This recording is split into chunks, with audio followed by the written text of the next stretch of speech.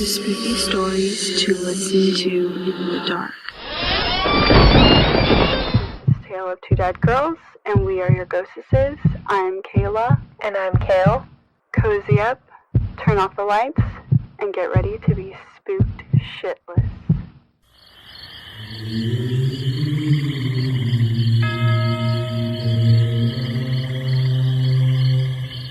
Hello, ghouls and goblins. This is Kale, and today I'm going to tell you guys about times that real bodies were thought to be Halloween decorations. The first one starts us off on October 27th, 2005, in Frederica, Delaware. Locals saw what they thought was a Halloween decoration hanging from a tree about 15 feet in the air. It wasn't until 11 a.m. that someone decided to call the police because it looked fishy. When police arrived, they found out that it was, in fact, a 41-year-old woman who had hung herself from the tree the night before. The woman reportedly lived not too far from the area. Locals that were interviewed thought that it was an elaborate Halloween decoration. She had been hanging there for 12 hours.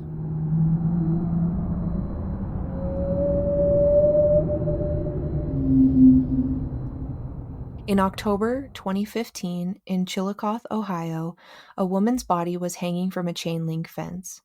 One passerby that saw it thought that it was a Halloween prank, which isn't uncommon at this time of the year. Construction workers arrived on the scene and quickly realized that it wasn't a prank, and instead, it was 31-year-old Rebecca Cade. She was a woman that neighbors described as a very sweet girl, but that she had battled a drug addiction. They said that she was very gullible and easily misled, because when she thought that you were her friend, she would do anything for you. Donnie Conisher Jr. was arrested and charged with her murder. According to the authorities, she was running away from him and got caught on the chain link fence. She died of blunt force trauma to the neck and head, and a rock was found nearby.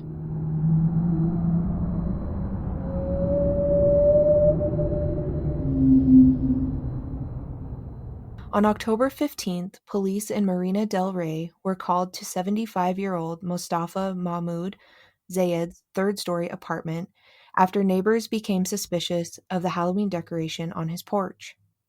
When police arrived, they quickly realized that it wasn't a decoration, it was in fact Mustafa Zayed's body.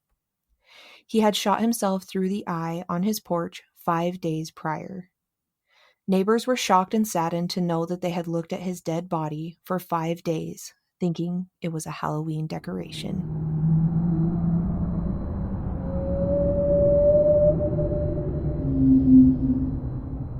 On October 24th, in 1997, in Granby, Connecticut, a 40-year-old woman named Kimberly Katrinos was ran over in a hit-and-run outside of a Connecticut haunted house called the Nightmare at Floydville Road. People on their way to the Halloween display saw the woman lying there covered in blood and thought that she was part of the act. One witness told police that she reached up for him from the ground and he thought that she was just one of the performers. Tragically, the poor woman died from her injuries and no one knows for sure how long she was laying there. Bruce Impt is the man that hit her. He was driving home from a sports bar after having 2 scotches. Bruce claimed that when it happened, he heard a thud but looked in his rearview mirrors and didn't see anything, so he kept driving. When he got home, his wife asked him what happened to his car, and he noticed that his mirror was also cracked. He claimed that he thought that someone had thrown a brick or a rock at his car or windshield as he was driving past the haunted house attraction. The issue is that the next day, Bruce took the day off of work, drove almost 2 hours to Albany, New York, to have the car repaired and repainted. He was sentenced to 2 years in prison.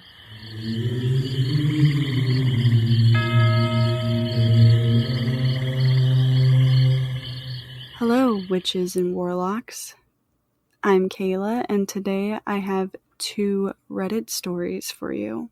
This first one is by the user Excrement Cranium. In high school, my friends and I were messing around with a Ouija board one night. We had done it before, and nothing remarkable had ever happened. We usually did it to try and scare each other or our girlfriends. Well, we all thought it was a joke. That night, there was no one else home except the 7 of us, and we were all together around the board. One of the girls there wanted to try it. She had never done it before. This time was different. The board misspelled some of the words the same way every time. It gave answers that seemed really historically accurate for our town, things we never knew or cared about.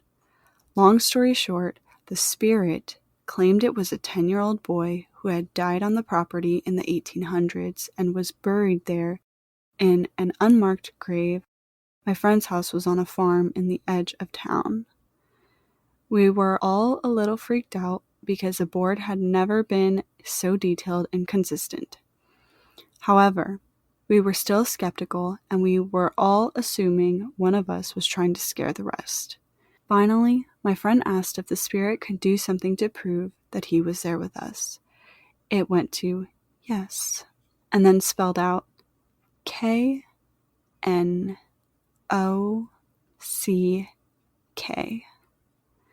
Then the planchette stopped moving.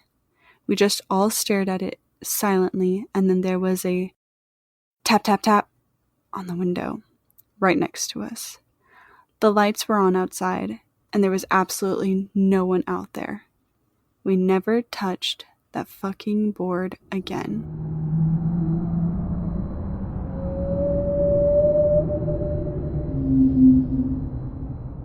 This is from the Reddit user 666_number of the beast.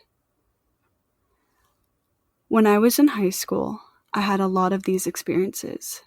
At the house my dad lived in at the time, it was really old, built in the early 1800s. There were plenty of times I'd be sitting in the living room and distinctly hear the cabinets opening and closing in the kitchen. It was just me and my dad that lived in the house, and you could clearly see when his bedroom door was shut and he was asleep, but still hear it. Normally, my dad worked 7 to 3, but occasionally worked a PM or overnight shift. One night, he was working until 11. I was 17 at the time. Around 8 or so, I'm sitting in my room playing Borderlands, and I think I hear footsteps coming from the living room, which was adjacent to my bedroom, and assumed my dad was home early. I went back to playing Borderlands. I kept hearing these steps, so I paused the game and listened, and the footsteps are just slowly pacing back and forth between the living room and the kitchen in a steady rhythm.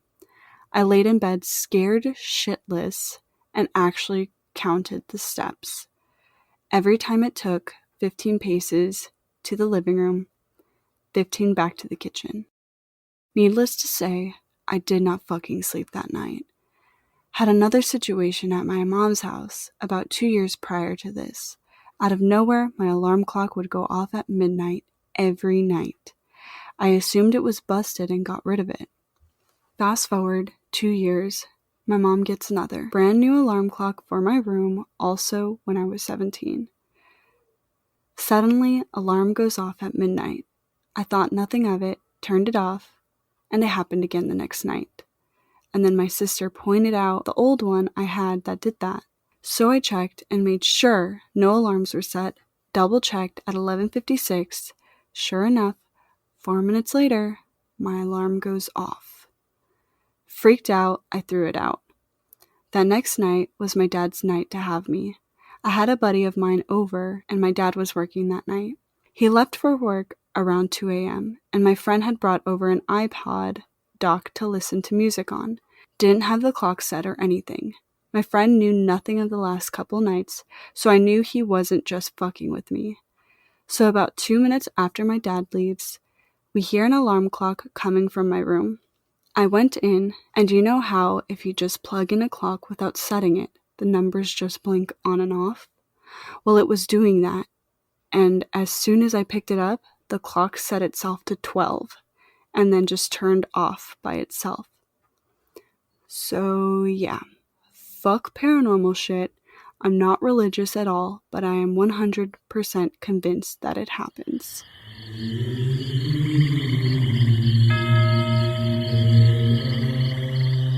Thank you so much for tuning in to this episode of Spooky Stories to Listen to in the Dark. We'll scare you later.